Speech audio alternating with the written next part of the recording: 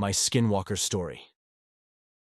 To preface this, I'm somewhere in the middle of a skeptic and a believer in the paranormal, so take my story how you will. I'm just recounting what I saw. I apologize for the wall of text. My dad is from a small village in southern Mexico in the rainforest, a very third-world country type of place. No internet, no hot water, people still speak Mayan. When I was 18, we visited for the first time when he got his papers fixed, and it was a beautiful experience. The second day we were there was a Sunday, so everyone in the village goes to church. We go start meeting people, and a very old couple, IDK what age they were, but they looked 80 plus, come up to us and start talking to us in Mayan. We don't know it, so our family is translating for us. And long story short, turns out they are witches, and they live up in the mountains, and every Sunday they come down to church walking, and it takes them 6 hours to get there, and another 6 to get back. I brush this off, we go home. A few hours later, they show up at our grandma's house. My aunt tells my dad, you have to offer them something, and they'll go away and leave you alone. So to play along, my dad does this. He gets 2 bags and fills it with food and drinks. They go on their way, but before they do, the lady walks up to my mom and tells her something in Mayan with a big smile on her face. They leave, and my mom asked my aunt what she said. My aunt said the lady had told my mom, I want to take you home with me and eat you. At this point, the whole situation is weird, and we're not really sure what to think about this whole witch thing, but it's over, or so I thought it was. At around 5:30 p.m., I was bored and decided to go for a little walk to the river 15 minutes away. When I'm almost there, I noticed it started to get dark and rain clouds started to form. I was already almost there. So I decided to keep going. As soon as I get there, it starts to rain like crazy, and there's thunderstorms. The sky is now completely dark. And there's no streetlights out there of any sorts, so it's pitch black. I started walking back disappointed because I wanted to chill there. 5 minutes into my walk back in the rain and darkness, I seen a silhouette about 40 feet away. It was something on all fours, so I thought it was my family's dog. He would follow us whenever we walked anywhere. This would have been a pretty big dog in this case, which he was. I wasn't alarmed. I walk closer, calling his name out. As I get closer, I swear to God, I see this thing start to slowly go from all fours to standing up. Keep in mind it's pitch black out there. So all I'm really seeing is a silhouette. I'm not really freaking out in the moment. I think I was too shocked to have a reaction to what was going on. Now getting closer, this thing is standing up, walking. And what would you know? As we walk past each other, I can finally make out what it is, and it's the old witch lady from earlier. From there, I sped walk home and never looked back. Told the family, and they told me there's stories of skinwalkers there, but they never believed them. We never saw the old lady again after that. Not even at church the next week. I don't know what I saw, but my guess would be this lady is actually a witch and she can skinwalk. So there's my true story. Hope you enjoyed. Skinwalker sighting. True horror story from the Southwest. I've always been a skeptic. Ghosts, aliens, monsters. They were all just stories to me. But after what I experienced in the Southwest, my perspective on the unknown has been forever altered. I was on a road trip with my best friend, Jake. We had decided to take a detour through the Navajo Reservation in Arizona, mainly because of the scenic beauty and the rich history of the area. We had heard tales of skinwalkers, but we laughed them off. They were just myths, right? Our first day on the reservation was uneventful. We visited a few local spots, interacted with some of the locals, and set up camp near a canyon. As night fell, we sat around our campfire, sharing stories and enjoying the serenity of the desert. Around midnight, Jake decided to turn in. I stayed up, mesmerized by the stars. The Milky Way stretched across the sky, and I felt a profound sense of peace. That is, until I heard it. A low, guttural growl echoed through the canyon. I froze, thinking it might be a coyote or a mountain lion. But then, I heard a voice. It was distorted, as if someone was speaking through a broken radio. But it was unmistakably Jake's voice. "Come here," it beckoned, confused. I turned to our tent. Jake was sound asleep. The voice called out again, this time from the opposite direction. I grabbed a flashlight and shone it towards the source. What I saw will haunt me forever. Standing on a ridge was a figure. It looked like a man, but its limbs were elongated, and its eyes glowed a sickly yellow. It wore tattered clothing, and its skin was a mottled gray. But the most disturbing part was its face. It was Jake's face. I stumbled back, my heart racing. The creature mimicked Jake's voice again. "Come here." It took a step towards me, its movements jerky and unnatural. I bolted to the tent, shaking Jake awake. "We need to go." "Now," I hissed. He looked at me, confused. But the urgency in my voice spurred him into action. We packed up as quickly as we could, the creature's voice echoing around us, mimicking our voices, our laughter, our conversations from earlier. As we sped away in our car, I glanced in the rearview mirror. The creature stood in the middle of the road, watching us, its yellow eyes glowing in the darkness. We didn't stop driving until we reached the nearest town. We checked into a motel, and I spent the night researching skinwalkers. The legend said they were witches who could take the form of animals or people, using their voices to lure victims. I don't know what we encountered that night, but I do know one thing. The stories are real. The stories are real. The Southwest is beautiful, but it holds secrets that are beyond comprehension. And I'll never set foot on the Navajo Reservation again. To all of you reading this, please, be careful when you venture into unknown territories. Some legends are rooted in truth, and some nightmares are very, very real. There's a skinwalker in my neighborhood. I had heard of skinwalkers before, but always just assumed they were the Native American version of werewolves, so I never gave them much thought. Until last week, when one of the co-workers at my new job told me that they were his most feared folklore creatures. He's originally from Utah, so that makes sense. He suggested some YouTube videos to watch on the subject, and after work that night, I binge-watched about 4 or 5 of the videos. I totally understand his stance on them now. I live in rural South Carolina, so, to be completely honest, I wasn't too worried about the possibility of running into one.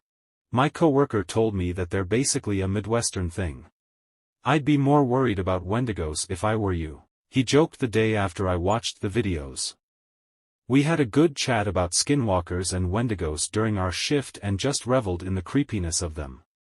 I mentioned how one of the tales said that the more you talk about skinwalkers, the more they're drawn to you, and he made sarcastic ghost noises to keep the mood light. That night, I showed the videos to my fiancée. She was way more creeped out than I was. I became kind of obsessed. I love scary things and couldn't help but watch every video I came across. I discussed skinwalkers with my other horror enthusiast friends, looked up skinwalker art, read true skinwalker stories on Reddit, and just dove headfirst into all things skinwalker. This went on for a few days until I started feeling a little burned out on the subject. I live in a fairly nice neighborhood where all the houses are on one side of the street. On the other side, there is property that used to belong to the local elementary school.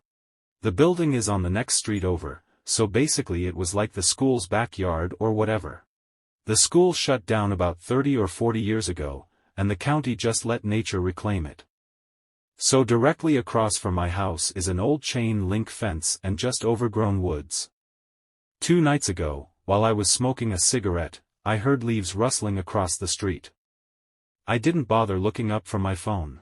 I live across from the woods, it was probably a deer. The rustling stopped, then started again, and it sounded like whatever was over there was running back and forth along the fence line, panting like a dog. This caught my attention. There had been a few rabies cases in my town 2 months ago, so a strange dog running around in the middle of the night was definitely something I'd want to keep an eye on. I look up from my phone in the direction of the sounds, and they just stop. It was like the thing knew I noticed it. I strained my eyes, trying to see what it was, but it was obscured by the overgrowth. I didn't look away. I must have stared at the spot for at least a minute. It didn't make another sound and didn't move again, so I knew it was still there. A chill ran down my spine, and I began thinking of every skinwalker video I had watched over the last week, and I felt sick to my stomach. I quickly put out my cigarette and went inside. The next morning, I took my dog out for a short walk. She's a pug named Honey and is like my child. Me and my fiancé taught her that pee-pee poo-poo means it's time to go outside to potty. It's the cutest thing. Anyway, this particular morning, I took her out to the front yard to do her business. She pees and then walks around sniffing for about 5 minutes before walking to the side of the street and sitting down. She's never done this before, so I was a little annoyed. I tugged on her leash lightly and tried to coax her back toward the house. "Come on, honey. Gotta poo-poo." She didn't budge. This dog could be stubborn sometimes, but this was something else. She tugged back against the leash and just stared across the street, sniffing the air occasionally. It was then that I realized she was staring at the exact spot where I heard the thing the night before. I got goosebumps, and I quickly picked her up and began walking back to the house. As I got closer, I noticed something on the ground by my front steps. It was one of the Halloween decorations my fiancé had hung up in our house. Plastic black roses with plastic eyeballs and spiders on them. The stems were wired so they could be wrapped around things to keep them secured. This flower was torn apart. Something had come onto my porch, taken down the flower, and torn it apart, leaving it lying in front of my steps. I picked up the flower and threw it away. I didn't tell my fiancé. I didn't want her to freak out. The rest of that day went by uneventfully. That night I told my coworker about what happened, and he looked a little concerned but brushed it off. I said what I heard was most likely just a dog, and the flower was probably knocked down by the wind. I had my doubts. As I was walking to my door after getting home from work last night, I heard the same panting as the night before and the clicking of claws against asphalt. I turned quickly to see a dog that looks like a brown, mangy bull terrier hauling ass down my street. The street is probably about 40 feet away from my front porch, so I couldn't get a great look at it, but I could tell it was only running on 3 legs because one looked mangled. It turned quickly and darted into the tree line across the street through a part of the fence that had been pulled back. The fence wasn't like that earlier that day. That's when I noticed that the dog didn't have a tail. I almost threw up. Skinwalker legends say that when they take the FRM of an animal, they never have tails. I tried to rationalize it for myself. Maybe it just had a stub tail that I missed because it was running. I immediately went inside. My fiancée was sitting on the couch, petting Honey. She could see I was upset and asked me what was wrong. I told her nothing. I just almost got clipped by a car before I pulled into the driveway. She got up, hugged me, and cursed the person who almost hit me. She asked me if I could take Honey out for pee-pee poo-poo, because she had been creeped out by all the spooky videos we've been watching and didn't feel comfortable going outside at night by herself. Honey perked up.